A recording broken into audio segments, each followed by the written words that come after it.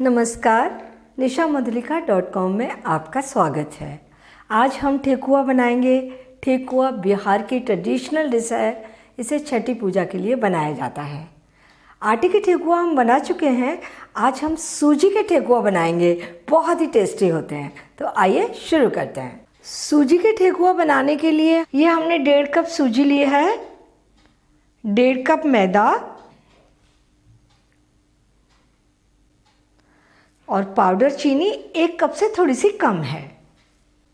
आधा छोटी चम्मच इलायची पाउडर, 1 छोटी चम्मच सौंफ और ये 1 टेबल स्पून किशमिश। इन्हें हमने बीच में से काट कर लिया है। और 1/4 कप ग्रेटेड नारियल, 1/4 कप बारीक कटा हुआ नारियल। आप आधा कप कटा हुआ नारियल ले सकते हैं या आधा कप ग्रेटेड नारियल ले सकते हैं।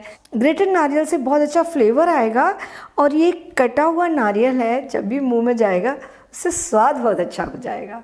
आप चाहें तो इसमें काजू बादाम को भी बारीक काट कर डाल सकते हैं। 1/4 कप घी। सारी चीज़ों को अच्छे तरीके से मिला लेंगे। हमने मैदा लिया है, मैदा की जगह आप आटा भी डाल सकते हैं।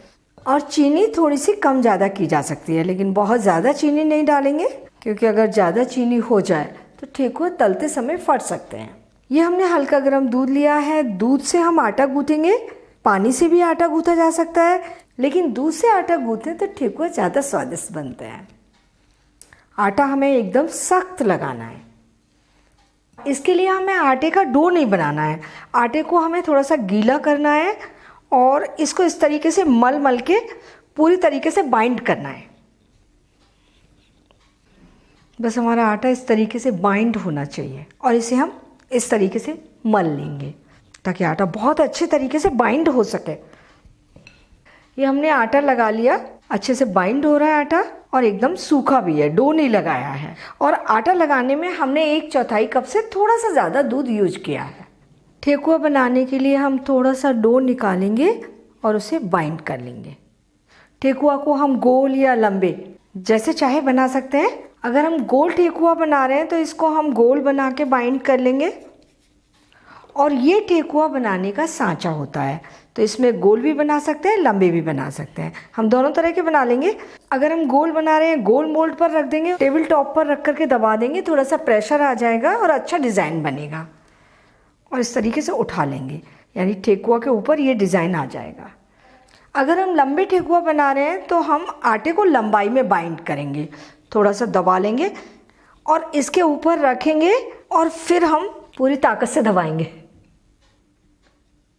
तो ये हमारे लंबे वाले ठेकुए बन गए। अगर हमारे पास सांचा नहीं है तो हम ठेकुए का शेप कैसे बनाएंगे, उसके लिए भी यही करना है। थोड़ा सा आटा लेंगे, उसे गोल कर लेंगे और अब हम इसे हथेलियों में ही दबाकर पतला कर लेंगे। और ये हमने फॉर्क ले लिया है, इससे हम डिज़ाइन बना देंगे। ये हमारा ठेकुआ बनके तैयार हो गया। सारे ठेकुए बनाकर तैयार कर लेते हैं।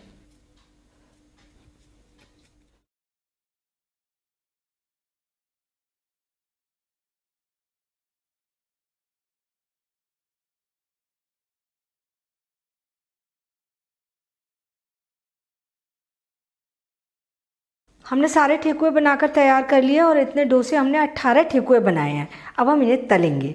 तलने के लिए तेल गरम कर लेते हैं। तेल चेक कर लेते हैं। थोड़ा सा डो हम तेल में डाल के देखते हैं। डो सीख रहा है। हमें ठेकुआ तलने के लिए मीडियम गरम तेल चाहिए।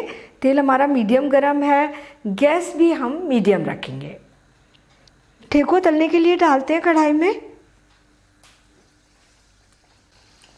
ठेकुआ को हमने थोड़ी देर तलने दिया है। इसके बाद हम इसे पलट कर देखते हैं। हल्का सा ब्राउन हो गया है ये। हमें दूसरी ओर से भी ठेकुआ को इसी तरीके से ब्राउन करना है। ये दोनों ओर से अच्छे गोल्डन ब्राउन दिख रहे हैं, इन्हें हम निकाल लेंगे। और सारे ठेकुआ को हम इसी तरीके से तलकर तैयार करेंगे। गैस धीमी और मीडियम रखेंगे।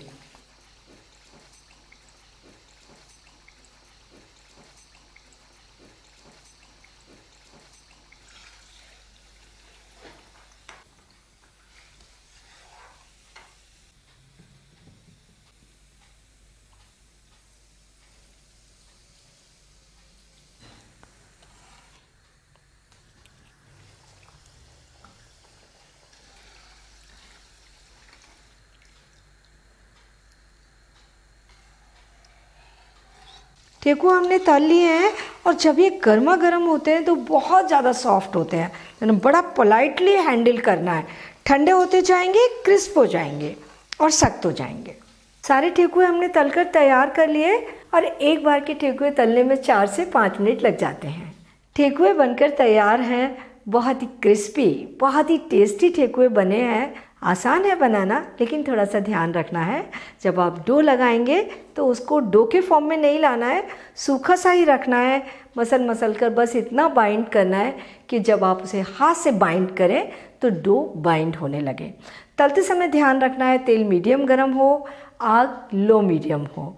बहुत ज़्यादा तेल गर्म हो जाए तब आप ठेकुआ तलने के लिए डालें तो वो ऊपर से जल जाएंगे और अंदर से कच्चे रह जाएंगे। या तेल बहुत कम गर्म हो, आग धीमी हो, तब आप ठेकुआ तलने के लिए डालें तो वो तेल में बिखर सकते हैं। थोड़ा सा ध्यान रखेंगे, बहुत अच्छे ठेकुए बनकर तैयार होंगे। इन्हें पूरी तरह से ठंडा होने के बाद किसी भी कंटेनर में भरकर रख सकते हैं और पूरे 2 महीने तक खा सकते हैं। तो आप इन्हें बनाइए और अपने अनुभव शेयर कीजिए। मुझे आपके कमेंट के रिप्लाई देने में बहुत अच्छा लगता है। एक बार फिर मिलते हैं एक नई रेसिपी के साथ और मेरे चैनल को सब्सक्राइब ज़रूर कीजिए।